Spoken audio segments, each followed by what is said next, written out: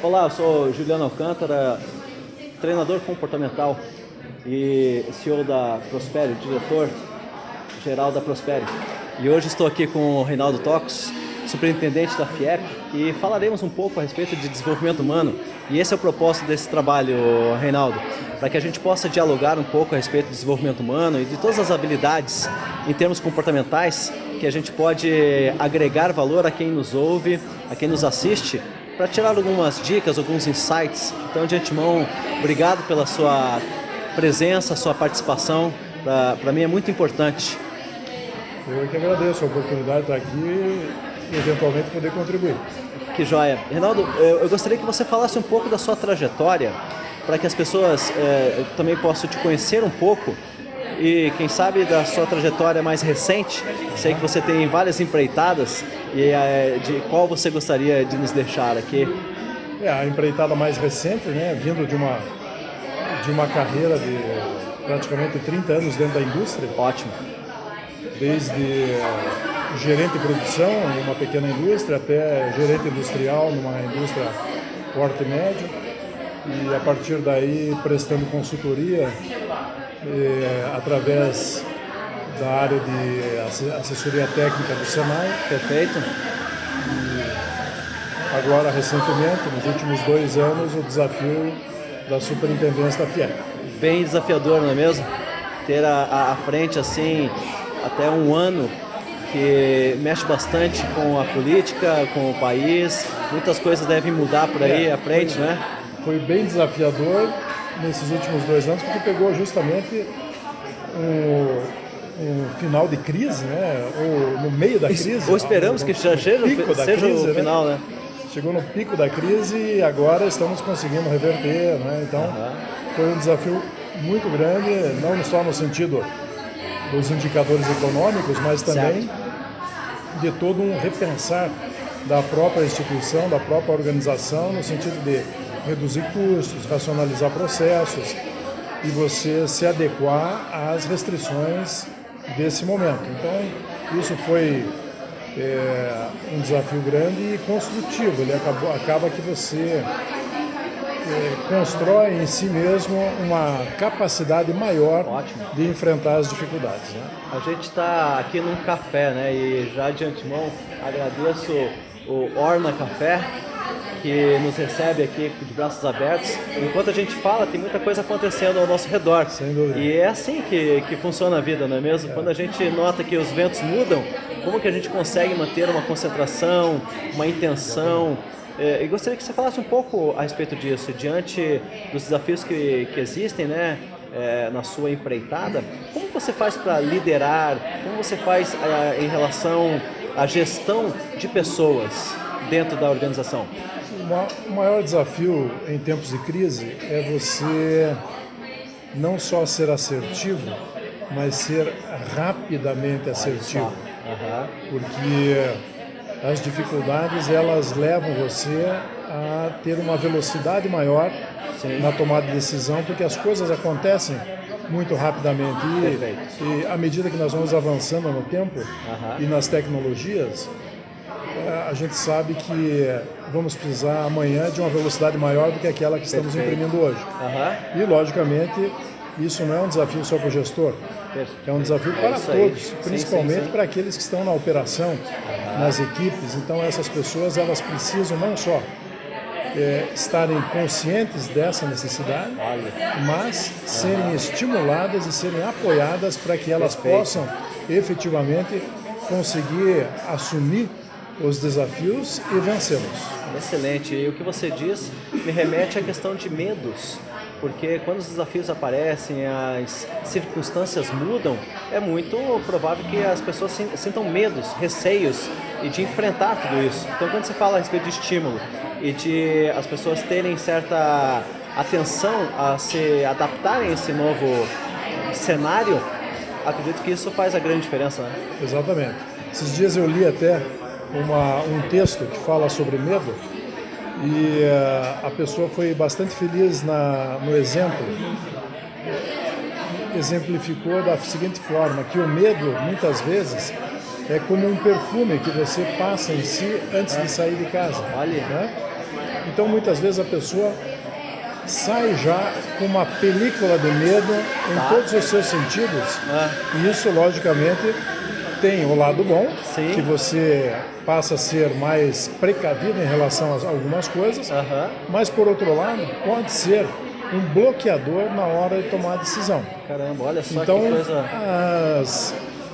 as pessoas elas devem, logicamente, ser precavidas e serem assertivas no sentido de perceber aonde estão os maiores riscos, mas, ao mesmo tempo, tem que ter um grau de ousadia no sentido de avançar e quebrar as barreiras e progredir.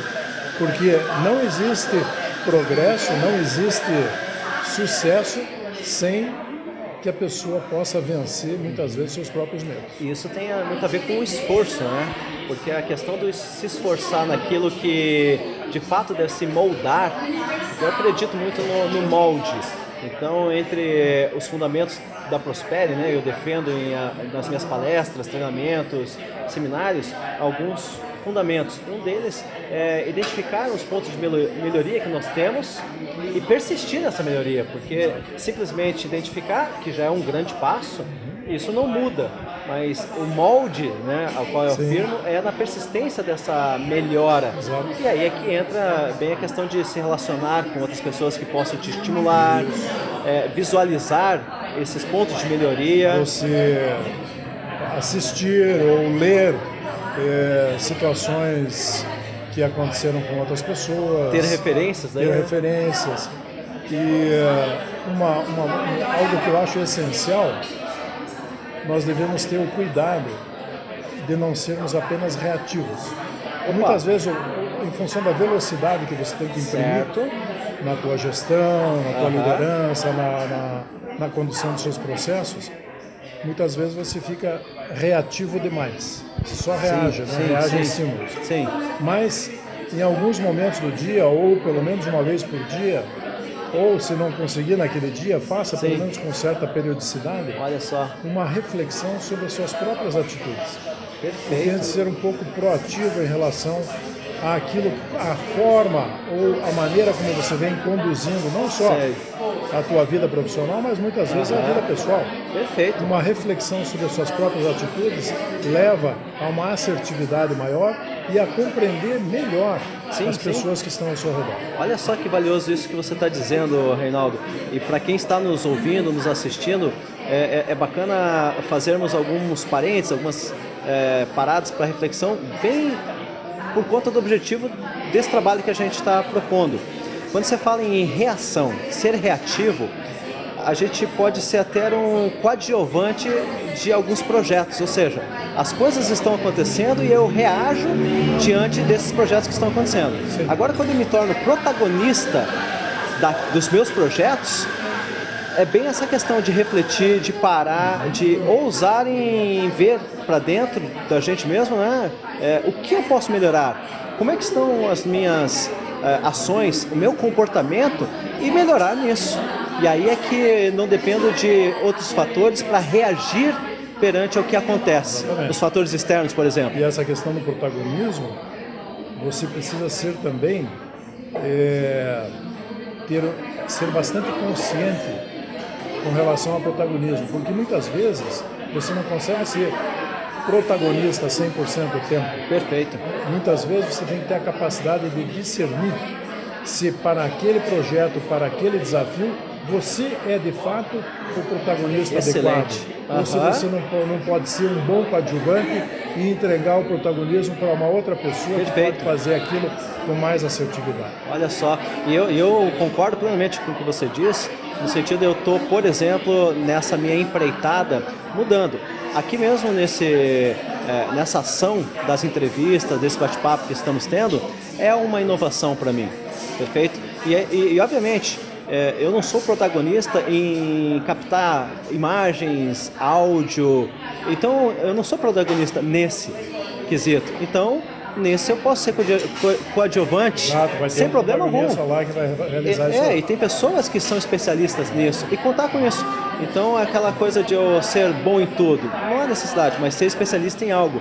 E aí é nisso que você se refere, o protagonismo e nas relações bastante conscientes, onde eu posso ser coadjuvante sem problemas? É disso que você fala? Exatamente. Você precisa ser consciente e ter a humildade, muitas vezes, de entregar o protagonismo para outra pessoa que conscientemente vai fazer aquilo com mais propriedade e com maior resultado de sucesso, maior probabilidade de sucesso. E aí eu já faço um link com esse ponto que chegamos na nossa conversa, quando se trata de liderança. Eu tenho, na minha história aí, há mais de 10 anos, estudando a respeito de liderança, o autoconhecimento, as relações pessoais, e quando se fala de liderança, pode ainda ter uma compreensão de que eu lidero você. Eu gosto de dizer que a liderança é uma via de mão dupla, ou seja, eu me permitir ser liderado também é um fator de liderança, porque em algum aspecto você tem uma maior capacidade de direcionamento, orientação, discernimento do que eu naquele determinado projeto, então eu tenho consciência de que eu posso ser liderado naquilo. Faz sentido isso? Faz sentido. As pessoas têm que ter consciência do objetivo comum. Perfeito. O objetivo comum é que faz com que as forças entrem em sinergia e as pessoas passem a remar todos no mesmo sentido para que o resultado seja alcançado de forma mais consistente. E se nós formos agora para um avanço, quando você olha para 2018, perfeito? Muitos desafios nós temos aí pela frente e gostaria que você falasse um pouco de quais seriam habilidades essenciais em termos comportamentais que as pessoas poderiam dar atenção para enfrentar os desafios que vêm por aí. O ano 2018 é um ano bastante emblemático porque, em função dos indicadores econômicos, nós acreditamos realmente que vai ser um ano de transformação. Não vai ser um ano de recuperação, mas vai ser um ano de virada, um ano de transformação. E para que essa transformação ocorra e as pessoas possam conseguir realizar aquilo que planejaram, é necessário principalmente uma capacidade de adaptação às condições com uma rapidez maior. Então, o trabalho em equipe ele é essencial.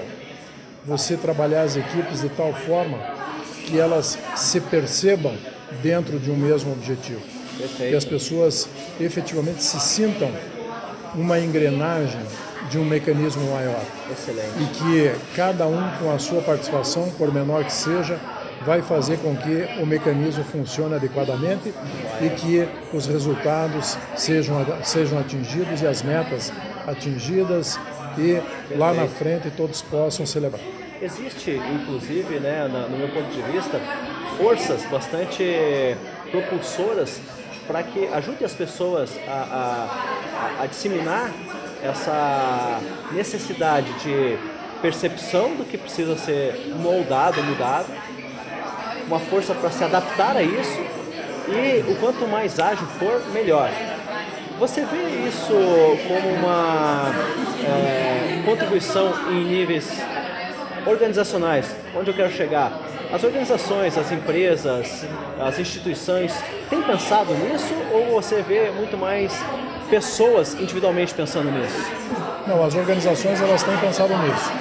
No caso específico da nossa organização, nós temos um planejamento anual, que ele não é rígido, ele pode sofrer uma série de modificações. Sim.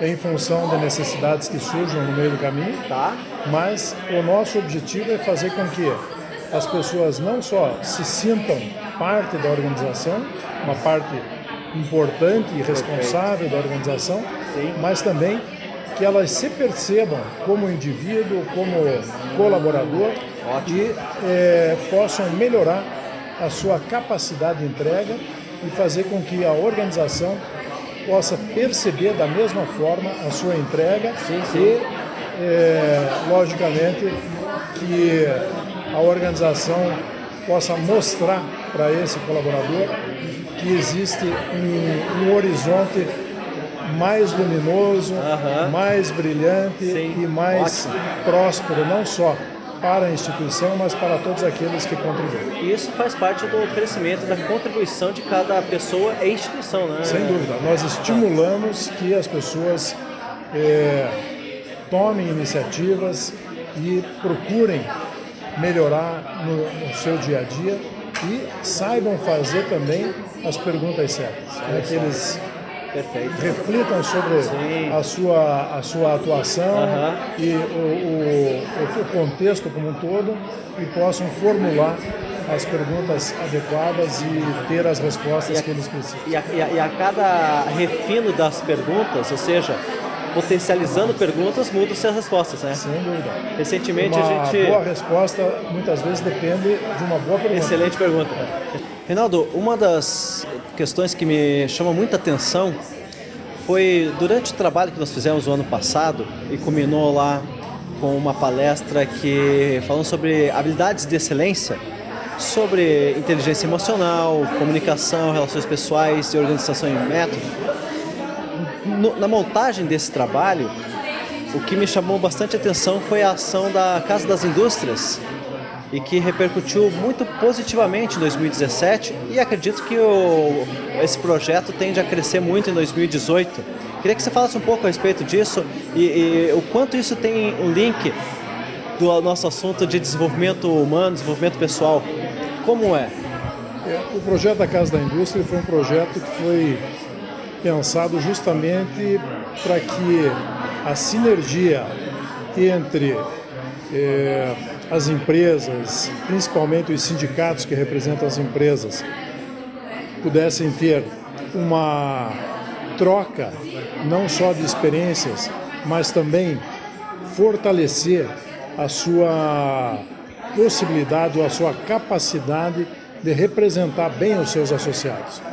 Quando você coloca organizações diferentes, mas que têm objetivos comuns, a conviver e compartilhar mesmos espaços e mesmas responsabilidades, automaticamente a sinergia acontece e as pessoas passam a se ajudar, independente de ser uma necessidade minha ou do meu vizinho, porque os problemas são semelhantes, as soluções também serão. Eu às vezes falo em tom de brincadeira, mas certamente com fundo de verdade, somos da mesma espécie, devemos ter os mesmos problemas, não é mesmo? E em termos organizacionais, ou seja, corporativos, isso deve acontecer também. E aí quando você propicia um ambiente bastante canalizador de ideias, de fatores que proporcionam ou impulsionam essa troca de informações, facilita, não é isso? Sem dúvida. Eu sempre digo que a globalização ela trouxe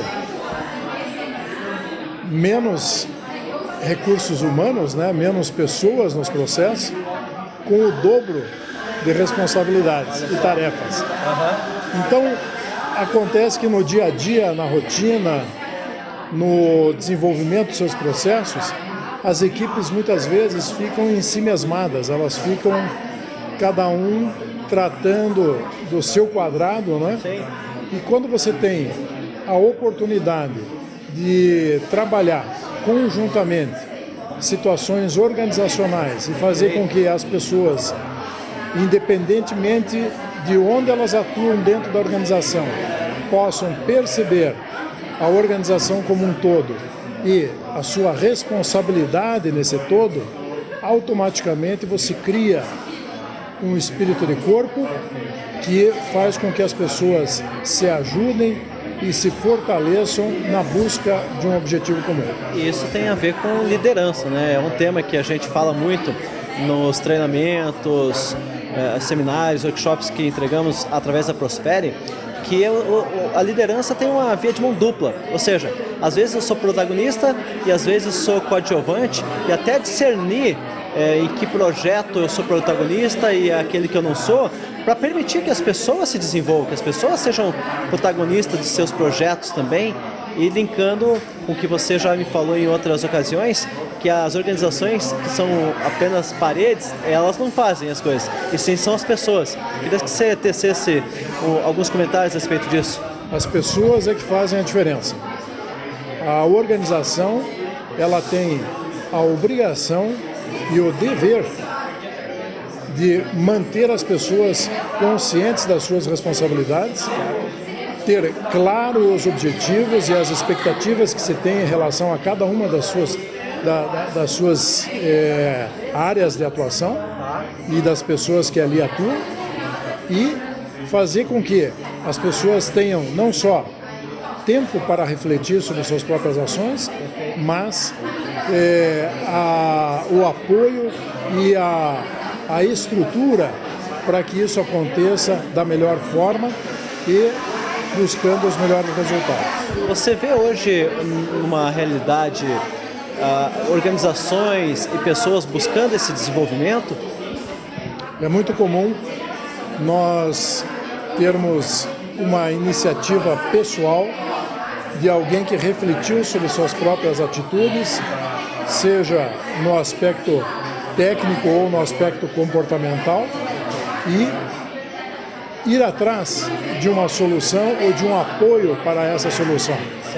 E a empresa tem que estar receptiva a essas questões, porque as pessoas, assim como as rotinas, elas também sofrem necessidade de mudança.